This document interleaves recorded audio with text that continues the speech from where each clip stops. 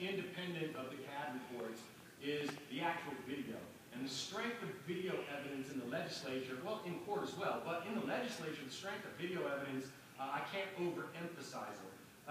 One of the main critical, most important gifts that we were given as a community in 2009, before Jimmy came to visit us, and before we had the Defender program, we were starting to get our shit together. We got 100 people in the Capitol, not 250 or 300, but we got 100 people in the Capitol.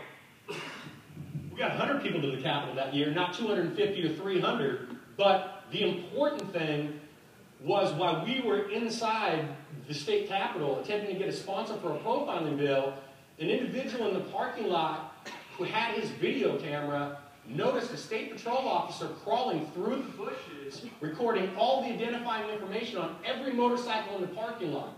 And after we got that on videotape, I mean, it's just damn. When a legislator realizes that this is happening in the parking lot during the time you're attempting to gain a sponsor for a profiling bill, we were able to obtain numerous sponsors through that video alone.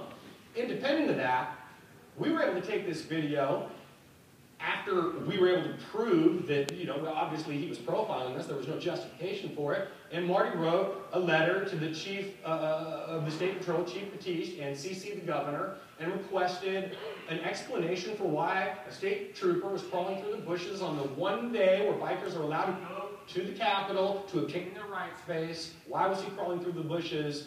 And obviously discriminatory fucking investigatory tactic. Why was that occurring?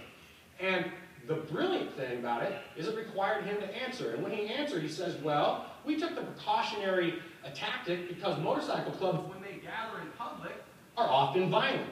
So by definition, and through an actual document from the chief of the state patrol, I was able to testify in front of legislators that not only did we capture this on videotape, but when we attempted to communicate with the chief of the state patrol for our remedy, to attempt to work something out and make him aware of it and see what our remedy was, his response was definitionally profiling. We no longer have a remedy with law enforcement. It stops at the steps of the Capitol as soon as we're profiled to the steps of the Capitol. And so that video evidence, both when you're out in public and the evidence you obtain for public disclosure requests, extremely persuasive. Marty, the case, the state versus Weege case. James Weege was an individual who got pulled over. The officer asked him to remove his helmet. He refused to remove his helmet without a warrant. The officer said if he failed to, he was going to be arrested. He asked, why will you arrest me? And he said, I'll think of something. Not only did that lead to a complete dismissal of the false arrest cases and also resulted in a $90,000 stipulated judgment, but it also was extremely persuasive to these legislators. This is how law enforcement treats us, and it's undeniable once it's in video.